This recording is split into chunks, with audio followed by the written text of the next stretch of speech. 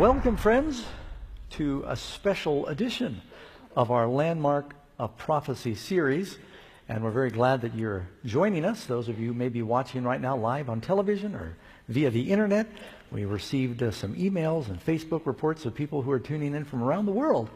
And it's always very humbling and encouraging to know that. I want to welcome also our audience here in Albuquerque. I sort of claim New Mexico as one of my homes because we lived here for a few years, still have family here, and it's a delight to be with you. Glad you've decided to join us this morning and are very thankful that you're here. This morning's presentation is going to be a little unique from the regular Bible studies that we do where we follow a lesson. What I sometimes do during one of these series of meetings is I just take a section of time and I share with you my personal experience of how I came to the conclusions of the things that I'm sharing with you, and knowing the background sometimes helps. I'm sometimes reluctant to share these things the first night or two because I might lose all credibility once you hear what the story is. But, there's always a risk when you take time like this and you spend the next 48, 50 minutes talking about yourself. That's very easy to lose focus on the real meaning of these meetings is to talk about God. And there's always the risk that when you tell a story, kind of like a fisherman that keeps saying, yeah, I caught a fish and it was this big. And it just keeps growing every time you tell it. It's like the little girl that wanted to make a big impression when she gave her book report in front of her class on Abraham Lincoln. And she was a young girl. She stood before the class and she said, Abraham Lincoln was born at an early age in a log cabin that he built with his own hands. So sometimes stories can become bigger than life, and I want to keep perspective, but tell you how the Lord led. I'd like to begin with a verse from the Bible, and this one is from the first book of Peter, 1 Peter chapter 2, verse 9.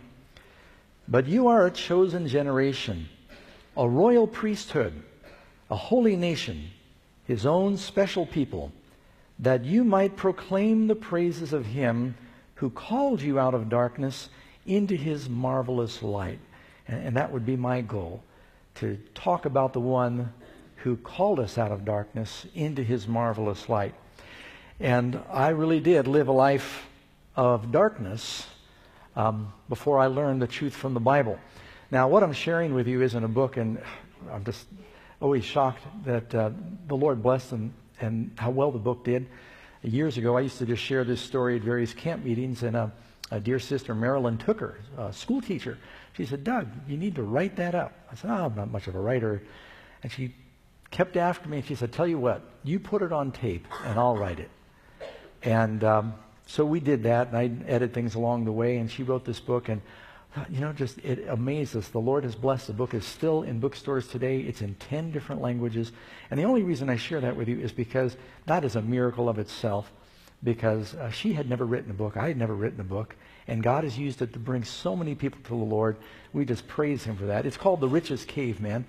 And the theme of what I'd like to share with you this morning is very simple. The world is looking for happiness. But most of the world is looking in the wrong places for happiness. People think that happiness comes from fame and fortune, from having enough friends or popularity, or from just materialism or physical satisfaction, and those things don't bring real lasting happiness. Now, I came from a very unusual set of parents, and I'll take a moment and share about that. You ever heard, that's my mom and dad, you ever heard the expression that opposites attract? It's strange that the irony of that, and somehow how people who are so opposite end up getting married. I don't know that it was ever more true than with my mother and my father. My mother was Jewish. My father came from a Baptist background. My mother was a Democrat. My father was a Republican. My mother was born in New York City, and my father was born in a small Oklahoma town. He was a country boy. I mean, they were about as opposite as you could be. And somehow they met in Southern California. They got married. It was the second marriage for both of them. And as a result, my brother and I ended up coming into the world. Just a little bit about Dad for a moment. He was born very poor in Oklahoma. His father died when he was 7 years old, leaving him with 3 younger brothers. Matter of fact, his mother was pregnant with the youngest when his father died. And that happened during the Depression in Oklahoma. Some of you have heard of a story called Grapes of Wrath, and you've heard about the Dust Bowl. I mean, he just lived through that whole thing of coming to California looking for work because there was such poverty during those times. So he made up his mind when he was a young boy, he was working from 7 years old, that he never wanted to be poor again. And he was a very driven man. He somehow got himself through high school and got some lower college experience, did flight training, was very intrigued with flying. Knew Amelia Earhart and Charles Lindbergh and some of those people. There's a lot of aviation happening in California back in those days, and Dad became a flight instructor. And then the war broke out, and he entered World War II, and in what we call now the Air Force. It was the Air Corps back then. He was there at D-Day in Europe. This is a picture of Dad in England during World War II. After the war, he realized that there was a great future in aviation. And so he began to buy the World War II surplus planes. The U.S., after the war, they had all these planes they didn't know what to do with. They began to sell them. Hawaii, they had all these planes. And I remember Dad telling me the story of how he flew to Hawaii, bought a DC-3, and by himself he flew from Hawaii back. Now, I don't know if you know how long that is in a DC-3, but it was like 24 hours of flying. And he said, you'd have to fill the plane with fuel. You have to fill the cabin with fuel, and you have to go back. He would tie off. They didn't have autopilot back then. He'd tie it off with a belt. They had no GPS navigation. They used a compass. If you miss where you're heading, you don't know where you're going to land. But he'd fly these planes. He said it was the longest day of his life from Hawaii back, and he began a business of buying and selling and leasing aircraft until it was the largest aircraft leasing business in the world, called International Air Leasing. And he made a lot of money. There's a lot I could tell you about Dad, but he was very successful. Even in the websites, they call him an aviation tycoon, is where I first heard that word. He knew people like Howard Hughes, Kurt Kerkorian, and a number of the famous businessmen and aviators, and worked mostly out of Southern California, out of the airport in Burbank, where my brother and I were eventually born. Here you see some magazine. George Batchelor, most influential person of the year. Of course, that's Southern Florida. George Batchelor is Miami's Mr. Aviation. He eventually moved his business from Southern California to Southern Florida, where he spent the last 30 years of his life. And was also very active. He liked racing cars. He'd water ski, flew planes, had a lot of money, and millions of dollars. Here's a picture, believe it or not, that's me in younger days with one of my stepmothers. Dad had sports cars, Learjets. When he wanted to buy the best Learjet, he wasn't sure which one to get, so he bought 3, tried them out, and then sold the other 2, I think at a profit. And he was just a very successful businessman, a very driven man, but he wasn't a very happy man. Married 5 times. And his first wife and baby died in a plane crash in Southern California. He was supposed to be on the plane. He says if he was on the plane, it wouldn't have happened. And so he struggled with that guilt. And then my brother and I came along. My brother was born with cystic fibrosis, and Dad and Mom decided they probably shouldn't have any more children after that. And but here's when he was 71 years old. This is a clip from a paper in Miami. It's actually the Miami Herald. At 71, aviation pioneer George Batchelor isn't ready to descend. He runs one of Miami's most successful businesses, pilots jets, races cars, water skis, and is soon to take a bride aged 29. Just to give you an idea, and this was actually wife number 4. This is a picture of him with wife number 3. I know I'm doing this out of order right now. That was Betty. He was married to her for 30 years, and she was Miss Kentucky, a nice lady. She was my stepmom, and I gave that poor lady a hard time. But Dad was hard to be married to. He was a very driven man, and just everything was work. I mean, he worked just regular 16-hour days, but then he would pretty much drink himself to sleep. Starting at lunch, he would have his first cocktails. By the time he came home, he was almost always drunk. We were just always worried, was he in a good mood or a bad mood? And we'd run and hide if Dad came home drunk in a bad mood. So it wasn't always a very happy home. Here's a picture of my brother. This is one of the few pictures I have. This was wife number 4. This is I think when he first started dating her, she was 28 or 29, I'm not sure. That's my brother Falcon. Now my dad named my brother and I after airplanes because he was in the aviation business. I didn't do too badly, Douglas, DC, McDonnell Douglas. But my brother's name was Falcon. And it's tough being named Falcon Batchelor. And not only that, my brother we were same mother and father. He had red hair, brown eyes. I've got blue eyes. He had freckles. I don't. I have no hair. Otherwise, we're the same height and build, but Falcon really struggled because he had cystic fibrosis, which caused all kinds of health challenges for him. And so my dad, with all of his money, happiness doesn't come from the abundance of things. He had a lot of stress. At times, he employed thousands of people, and he was worried all the time. And what would happen to them? He really cared about the people that worked for him. He wondered, what will happen to them if I lose my work or if something happens to me?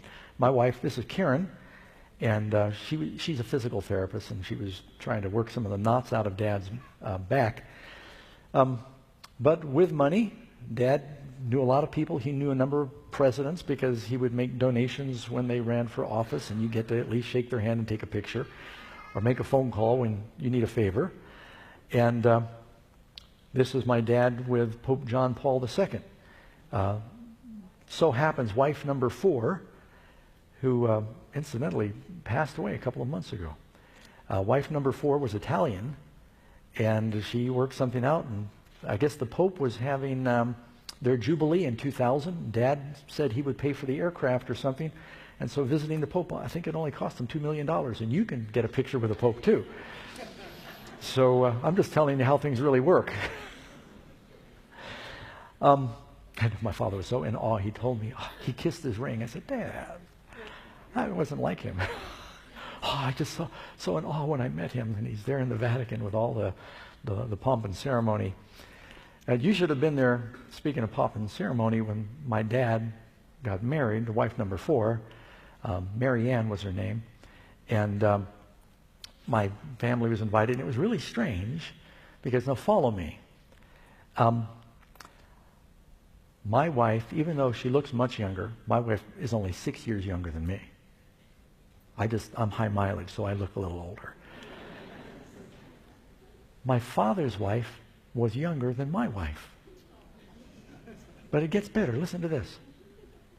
My father, when he married Mary Ann, had a brother-in-law that was 11 years old. And my father was 71 or 2 at the time of the wedding. Can you imagine that? Yeah, this is my brother-in-law. But wait, there's more.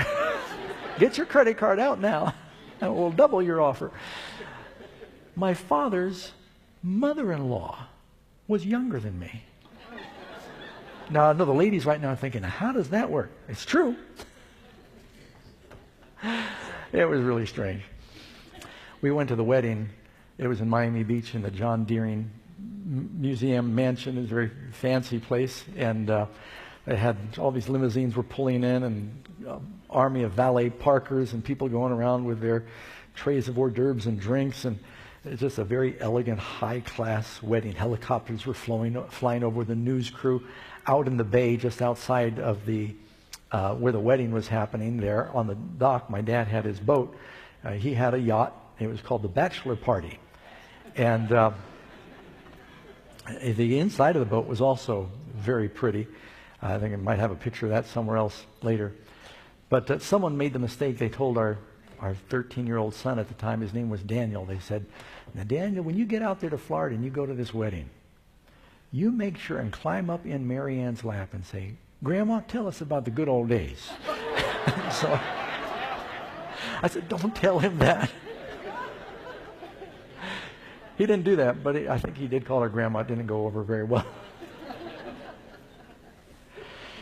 But Jesus said, one's life does not consist in the abundance of things that he possesses. Money does not make a very good foundation for happiness. My dad had, and about the time he died, he had a mansion right on the water there in Miami Beach. It sold for millions. Rolls Royce. Stepmother had Ferraris. I mean, he had all the toys, airplanes, race cars, and he would drink himself to sleep every night. And so when I meet people that think, oh, if I could just make more money, I'd be happy, I thought, oh, you really think so? It doesn't work that way. Jesus said, do not lay up for yourself treasures on earth where thieves break through and steal, and moth and rust does corrupt, because these things just don't last. They don't bring happiness. And you can't take it with you. You have never seen a hearse pulling a U-Haul, have you? It's like Job said, naked I came into the world, and naked I go. And I remember standing by my father's grave in Oklahoma. He was buried by his parents, and that's all you get. If you don't have Jesus, you can't take it with you. So now I'm going to switch over and talk about Mom for a minute. Very different. Mom was Jewish. Her maiden name was Tarshish. And she was born in New York City. She went to California with her family when she was young. They were looking for a better life, and Mom really was intrigued with wanting to be famous. She was very, in my opinion, she was very good looking. Obviously, I didn't take after my mother. But she was very talented. She could sing. She taught herself to play the guitar, to play the piano. She just had a lot of natural ability. Loved to be up front. She got it from my grandfather. Do any of you remember the Gong Show? My grandfather was on the Gong Show and he won. So I have a very unusual family. Did I mention that? As a matter of fact, every member of my family has been on national news for completely different reasons. And so it wasn't uncommon to hear something happened and my family, my brother started a camp for kids with cystic fibrosis, and they did a national news report about that. And anyway, but just an interesting family. She started out as a songwriter, and when she was still in her teens, she was writing songs for Elvis Presley. She wrote 3 songs for Elvis. And through Mom, I actually met him twice. Well, once it was at a concert, but once at a news conference. And Frank Sinatra, you know, as I share my testimony, I realize the younger crowd doesn't even know who I'm talking about anymore. You know, Frankie Avalon. Anyone remember Andy Williams? He passed away a couple of years ago, and one of the news pictures they showed of Andy Williams, he was on the stage singing a song that Mom wrote, and he allowed Mom to dance, and I captured that picture off the internet. And it was a song called Pardon Me, Haven't We Met? And so she was involved in Hollywood. A lot of it was songwriting. But then beyond that, Mom, she really became famous. She was an actress. Any of you ever see the 10 Commandments? Whenever we watched it with our kids, we'd say, there's Mom. She had a little part as a slave, and she goes by. You can't see her, but... So she had small parts in some big movies with Charlton Heston and Yul Brynner, because she actually did 2 movies with them. But most of it was as a film critic. She wrote plays that were on off-Broadway plays, actually. And she became very successful. She actually was the president of the Los Angeles Film Critics. That's a very powerful position. Because when you're in that position and you give a good rating to a movie, some of you have heard of Good Morning America. Mom was the film critic on Good Morning America that gave the report. She replaced Rona Barrett. And had a syndicated program called Ruth Batchelor's Hollywood years ago. So now I'm going back several years ago. But during that era, it was a very powerful position. If a critic said a movie was bad, they lost a lot of money. If it was good, they could make a lot of money. And so she knew a lot of powerful people and movie stars in Hollywood. Now, when I tell this story, in the past, people have said, oh, come on, Doug, you're making these things up. And so I said, well, let me get some pictures. So here's some pictures of Mom with some of the different celebrities. This is Mom and Dustin Hoffman. I have a lot of pictures, but I'm just taking some that you may still recognize. These are younger versions of Mom with Sylvester Stallone, Muhammad Ali. Anyone remember George Burns? Paul McCartney. Here's Mom with Warren Beatty, Jimmy Stewart, Bob Hope, Natalie Wood. Some people thought they even looked a little alike. Here she is with Sally Fields, who's still acting today, Clint Eastwood, still producing, Paul Newman, Roger Moore, one of the James Bonds. So she knew these people. And when we were growing up, my brother and I, we didn't realize, how famous some of these folks were, but famous composers and singers and actors were coming to and fro in our home, both in L.A., she lived in Beverly Hills, and in New York City. And but one thing I noticed is they weren't very happy. We had some friends who were child actors that committed suicide. Healthy, talented, smart, good-looking, and they were so empty. They were in national programs, and they killed themselves. I have one friend, he locked himself in the garage, turned on the car, and just asphyxiated himself because he was so unhappy. A lot of people in Hollywood, they have drug problems. Do I need to tell you their marriages don't last as long as the average person? And so people think, if I could just have money, if I could just have fame. My brother and I saw growing up, these people weren't very happy. And so I was wondering, where does happiness come from? Years later, when Mom passed away, she was actually my age. She was 57, died of cancer. A young lady, Karen and I were in Russia. We had to make an emergency trip home. Nobody called. None of the people in Hollywood who called. It was just my wife and I and my grandparents that were there. And she basically died alone with very little fanfare, a little obituary. It said, Ruth Batchelor passed away. So it's all an illusion. It doesn't really mean anything. Movies and television, it just creates an illusion because you multiply an image. But they're just normal people, and they struggle. Now, I grew up mostly in New York City. I was born in Southern California, in Burbank. I grew up, Mom moved to New York City after she divorced Dad. People were amazed the marriage lasted 6 years. I was 3 years old when they divorced. Bounced around between my grandparents, my father, and my mother. They didn't know what to do with us because Dad was so driven, Mom was so driven that they'd send us to summer camp. Ever since we were very young, any type of boarding camp or something to get us out of the home, they sent us away because they were so busy with their careers that we just kind of felt like we were in the way. And that's actually my brother and I in a couple of summer camps we went to. The gentleman in the picture is one of Mom's boyfriends. She actually went with that fellow. He was the president of Mainstream Records. Robert Shadd went with him for about 20 years. Never did marry him. First military school I went to, I was 5 years old. In Southern California, called Black Fox, spelled F-O-X-E, Military Academy. Some of you have maybe heard of Gene Wilder, Larry Hagman. They both went to Black Fox. The second military school I went to was New York Military Academy, and that's what this is a picture of, sometimes known as NEMA. And Donald Trump graduated there. Matter of fact, he graduated just about the time I was going. He's a little older than I am. And it was the strictest school in North America. They had a rule for everything. But believe it or not, I was actually happier at that school than I was at some of the other schools. I'm here with one of my friends. The fellow standing next to me in that little picture, I hadn't seen him. I'll just tell you his name is Bobby. I won't tell you any more than that. I hadn't seen him in 40 years. He saw one of our television programs and he called the office, said, "Tell Dougie to give me a call. Tell him it's Bobby." And sure enough, I called. We got together in Florida, and boy, he lived a very interesting life. He was with Ronald Reagan when he was shot. He went to military school and just ended up having a very interesting career. But I went to 14 different schools between living in Miami, California, went to school in Maine, New York City. Part of the reason is because Mom and Dad were changing custody. Part of the reason is because I was getting in trouble and they kept changing me from school to school. And I went to public school, public schools, Catholic schools, Jewish schools, military schools. I didn't complete the 9th grade, and I went to 14 different schools, just to give you an idea of how I bounced around and why I'm confused at times. And it didn't help that Mom and Dad they both had problems. Dad had a drinking problem.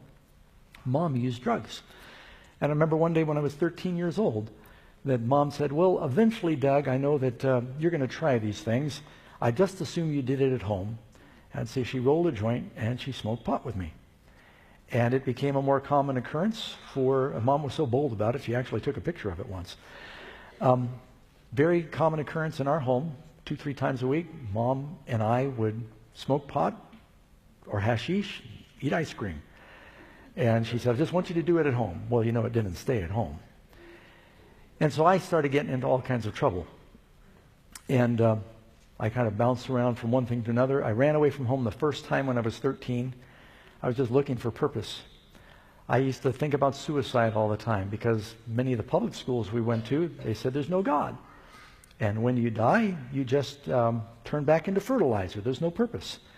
And I remember distinctly when I was living in New York City, I went to the edge of one of these tall apartment buildings. We lived in a building that was 20 floors up. And get out on the roof. And I stood and I looked and I thought, all I have to do is jump and I won't be unhappy anymore. Do I need to tell you that I wasn't a very happy child? I just felt like my parents were busy with their careers and I just didn't have any peace or happiness. I believe you die and you turn back into dirt. And I thought, I got in trouble in school all the time. Why not get it over with? All I've got to do is jump and I won't be hurting anymore. Sad thing is I started thinking about that at 7 years old. And I remember one of the reasons I didn't jump is I was always afraid, what if I jump and I live through it? I remember hearing about a man in New York City, he jumped 9 stories and lived. And he was all mangled the rest of his life. I thought, oh, man, then it's worse off than before. I remember one time I went into my mother's bedroom and she was gone. My brother now was living with my father in Southern California for his lungs because of his cystic fibrosis. I went to Mom's medicine cabinet and I thought, I knew Mom takes sleeping pills. I'm just going to take some pills and go to sleep. And one reason I was trying to do that, I know this sounds crazy, but I thought, I want to get my parents' attention. And I thought suicide would be a way, I know this is crazy logic, but as a kid, you don't make sense. I thought suicide would be a way to get their attention. So I was in trouble at school. I went into Mom's medicine cabinet and I found a bottle of pills that said Valium, take one at bedtime. And I filled my hands and I stood there a long time. And I thought, oh, this is it. I can just take this, go to sleep, and never wake up. No more problems. Problem was, I think just 12 or 13 years old back then. I wasn't sure Valium was a sleeping pill. It didn't say sleeping pill on the bottle. It said Valium, take one at bedtime. Valium. So what if Valium is some pill for ladies or something like that? And who knows what might happen? I said, I could be really bad off if I take a handful of these.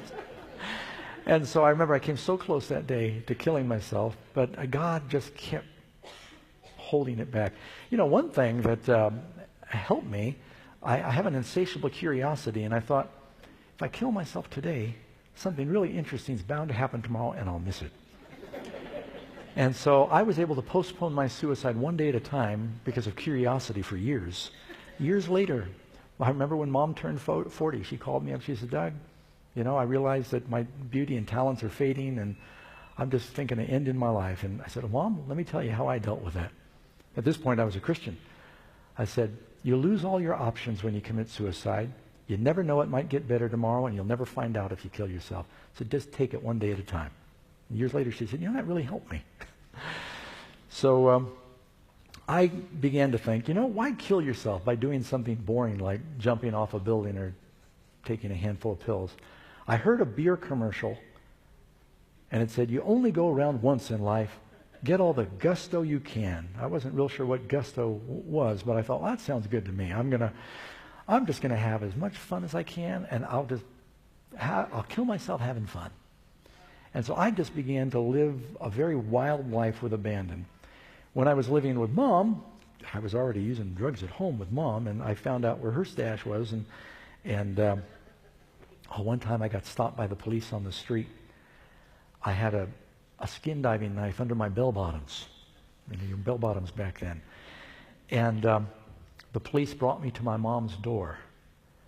By the way, who lived right upstairs from us was Lloyd Bridges and his boys, Bo Bridges and Jeff Bridges, in our apartment.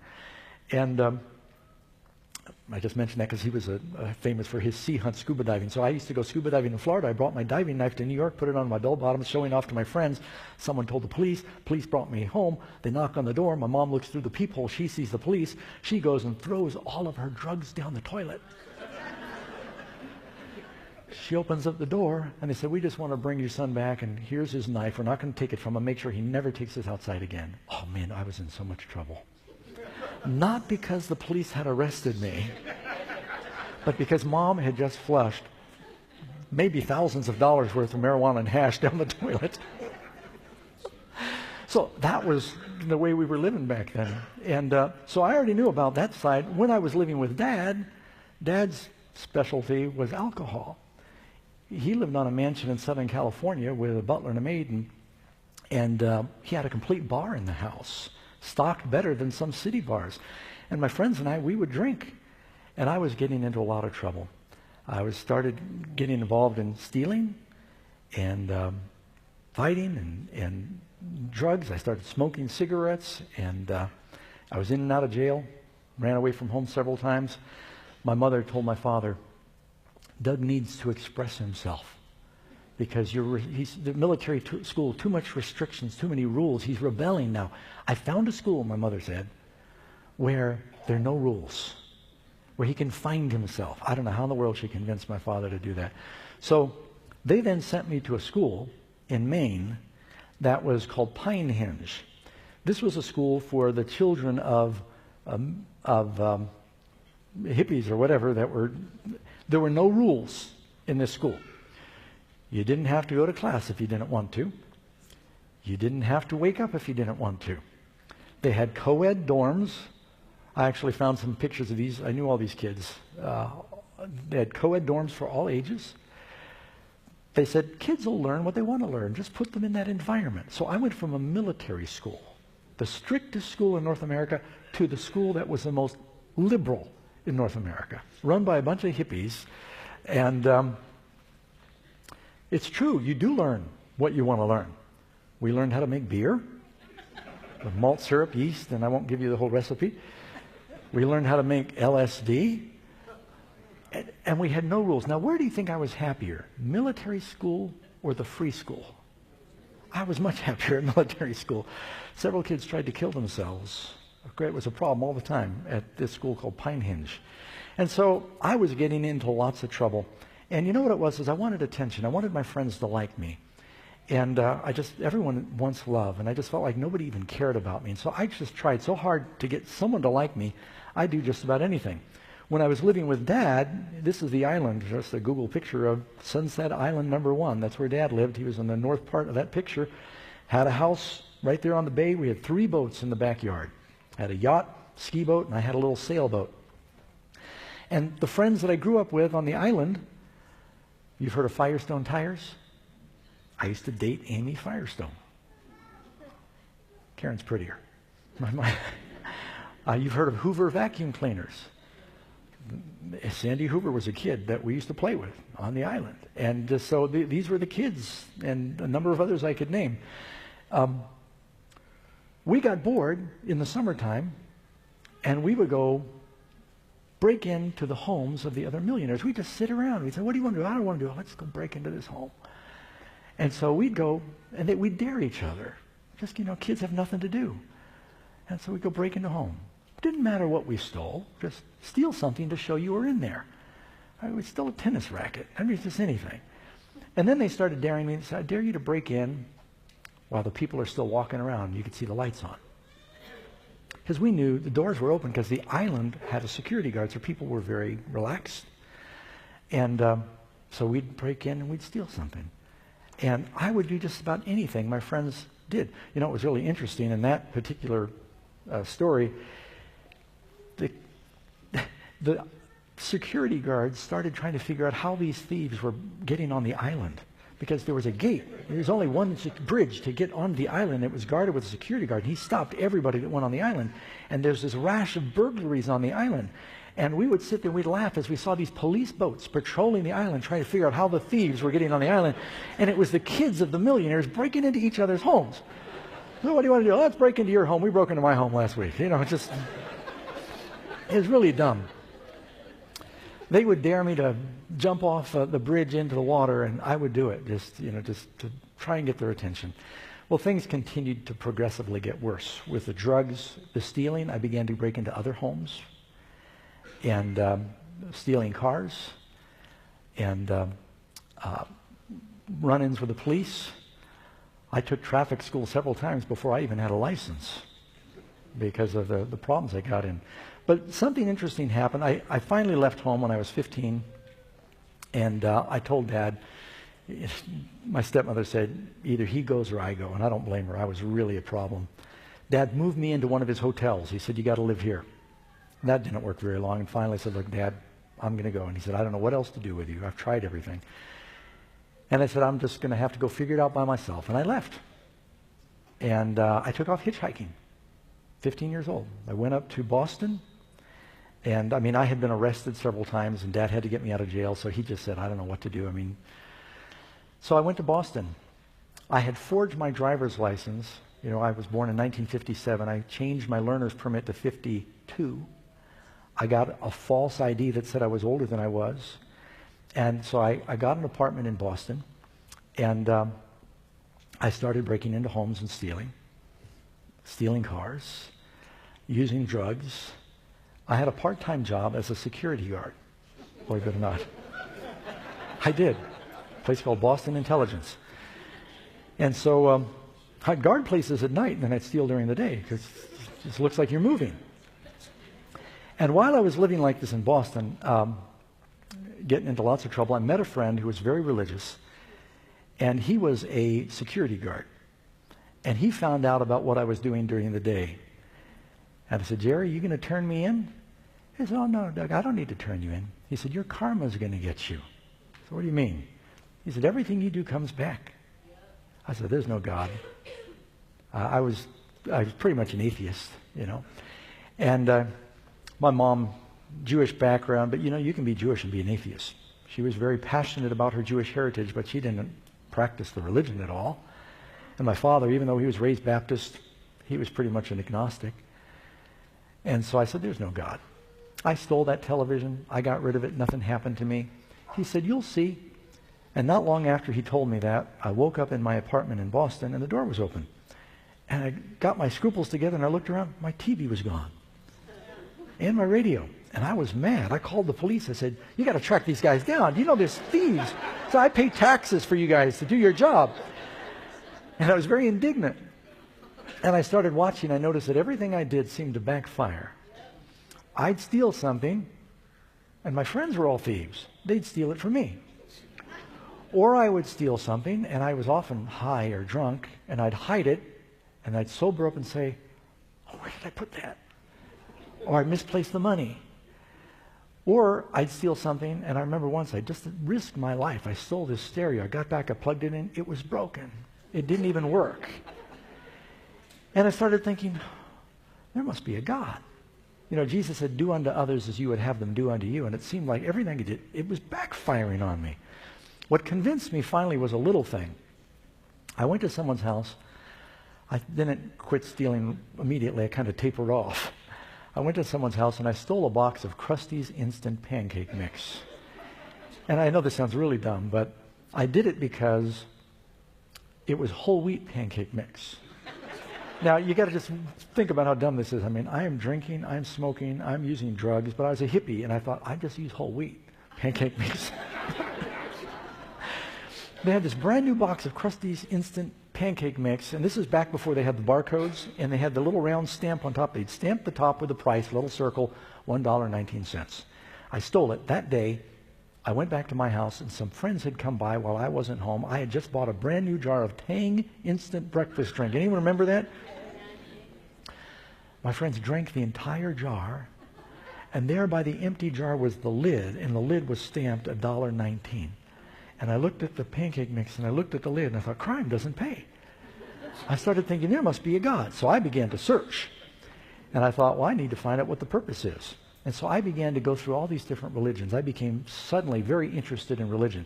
I didn't think about Christianity because I said, oh, they're all hypocrites. You turn on the news and it talked about the Protestants in Ireland blowing up the Catholics and vice versa. And I said, Christians are all hypocrites. I'd turn on the news and the TV and I'd watch these televangelists. To me, they were the lowest forms of life. Doesn't God have a cruel sense of humor? No, I am one. Oh, these shysters, these hypocrites. You know, the big problem, a lot of people turn away from Christianity because they think Christianity means following Christians. A Christian is not a follower of Christians. A Christian is a follower of Christ.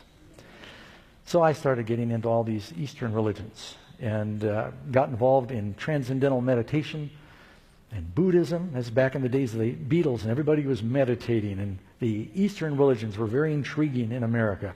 And so I was meditating, and I got into something called the spiritual science of DNA, and I took a little bit of kind of the Jewish heritage and mixed that in, and of course I'd gone to Catholic school, and so I kind of made this big old potluck of all these different religions with myself as my own little pope, trying to put it all together. And I was very spiritual, and I'd quote suddenly from one religion and then from another religion. And while all this is happening, I was so spiritual and so religious, I'm still using drugs and drinking. I'm still a slave to my sins. It hadn't made me any better.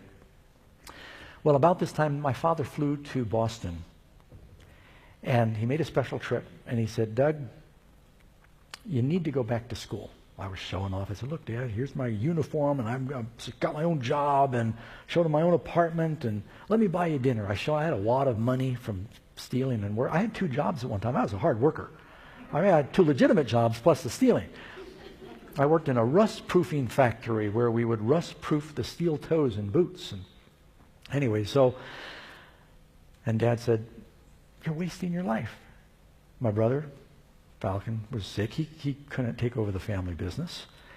And I had a stepbrother from Dad's 3rd wife, Betty, and he was starting to do what he couldn't. Dad said, you're throwing your life away.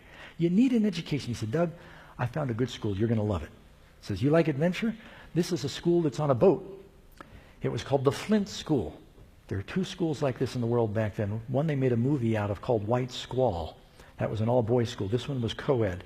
They were schools, unique schools on boats, very expensive, that sail around the world, and they teach from the boat. And he said, you'll water ski, you'll scuba dive, there's girls, because I told him I'm not going back to military school. Because back then, at New York Military Academy, there were no girls. Now there are. I said, I'm not going back to an all-boys school. And so he said, oh, you'll love it. And so he pled with me. I said, okay. Somehow he got me a passport, flew me to Milan, Italy, put me on this boat with the school. It was actually 2 sailboats that sailed together. It was called the Flint School. And after we left, I realized I'd sort of been tricked, because this was a very unique school for the children of politicians and millionaires, to get them out of their environments. They had a lot of kids getting mixed up with Moonies and cults and drugs back then, and they got them out of the environment. It put them in a controlled environment, taught them, business principles, but they taught atheism. Now I'm very spiritual, and they're showing films of Darwin. They're telling us to read the books of Ayn Rand, Atlas Shrugged. I don't know if you know about that stuff. It's sort of like Your God. And I just rebelled. I wouldn't participate. And military school, you disobey. They'd hit you. They'd beat you with a belt. They could back then. They probably can't now. But this school, these are the kids of the wealthy politicians and stuff, and so they wouldn't touch them. But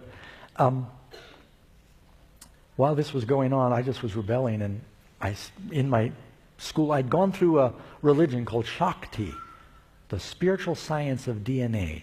And so I was trying to be at one with my DNA molecules, and I was playing my recorder in my room, and the captain said, look, you have to eat on the floor if you're not going to participate. And so I said, fine, I'd eat on the floor. I disrupted the school, and they said, well, you're going to have to stay in your room. And I had my friends bringing me food, and this went on for 2 months. I just rebelled because I felt like I was tricked, because they take your passport away, and it's so controlled. You get arrested in Italy or Turkey, and you're in big trouble. And so I felt trapped. I had been an adult. I'd been living on my own in Boston like a hotshot. I'd been living like I had a false ID, and now I'm a kid again, back in school, and I just thought, what in the world have I done?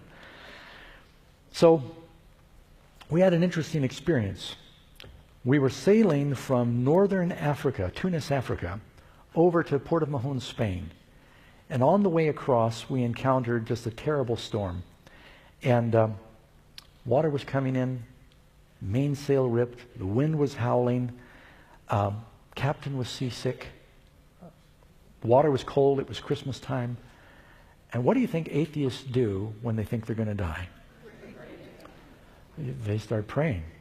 And I was doing some praying. And you make promises. You all know what you're doing wrong when that happens. And so, of course, fear is the wrong reason to serve God.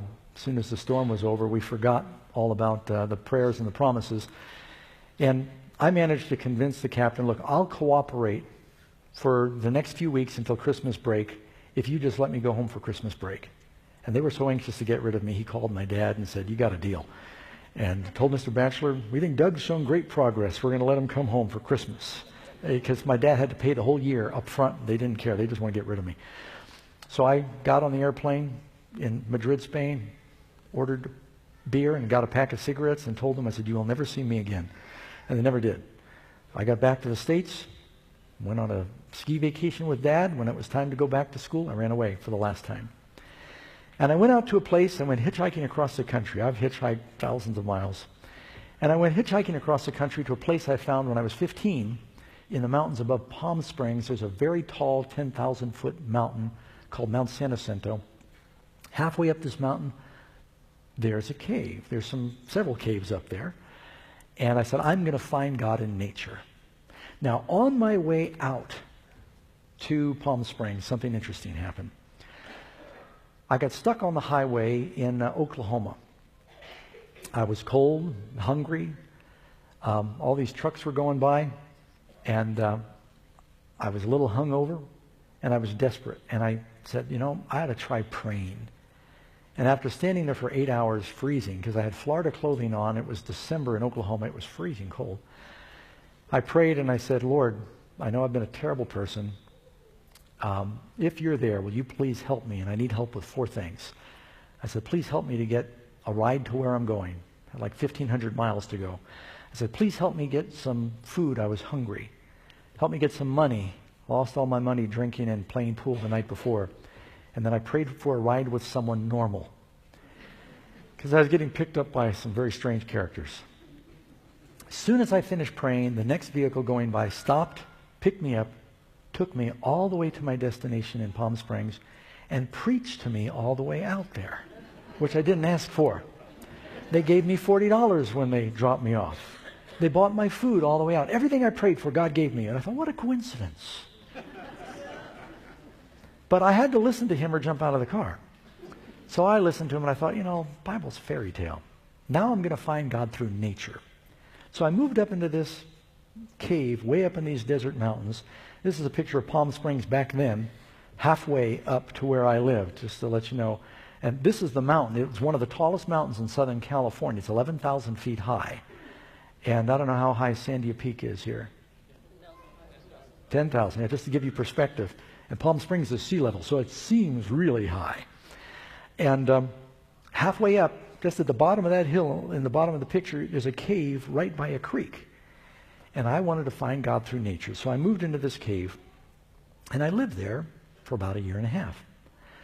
And I just didn't want to be around people. I was so tired of the people in New York City, and I didn't get along with people. I said, I'm just going to see if I can find God through nature. I took off all my clothes, which wasn't that uncommon back then, believe it or not. I wasn't the only one. And I would hike down to town once or twice a week and panhandle. I put my clothes on. I forgot once, which is another story I don't have time for. I'd take my food, go back home, or I would dig around in the dumpster behind the market. When my grandparents found out that I was digging in the dumpster for food, they told my father. How do you think my father felt? He worked so hard so that his kids would never suffer like he did when he was young. And they said, Dougie's getting food out of the garbage can, because I was too proud to ask for anything. And, God has paid a great price that we don't have to go to the garbage can of the world. He gave his son. But instead of going to Jesus for happiness, we think we're going to get it from the devil's dumpster. And it breaks his heart. God has paid so much and done so much so we can have real happiness, and yet we keep going back to the wrong place. Well, the miracle is when I moved into this cave, there was a Bible that someone had left in the cave up there in the hills. And I started reading the Bible. Someone asked me, was it a Gideon Bible? Did the Gideons put it up there? You know, they do all the hotel rooms and then they do the caves, I guess, they thought. And no, it was some King James Version. And I finally started reading the Bible so I could argue with Christians. And, I said, this can't be true. But as I kept reading, I realized it is true. And I thought, what have I got to lose? I read in the encyclopedia, it says Jesus really lived. And I thought either Jesus was crazy, or he was a liar, or he's the Lord. I think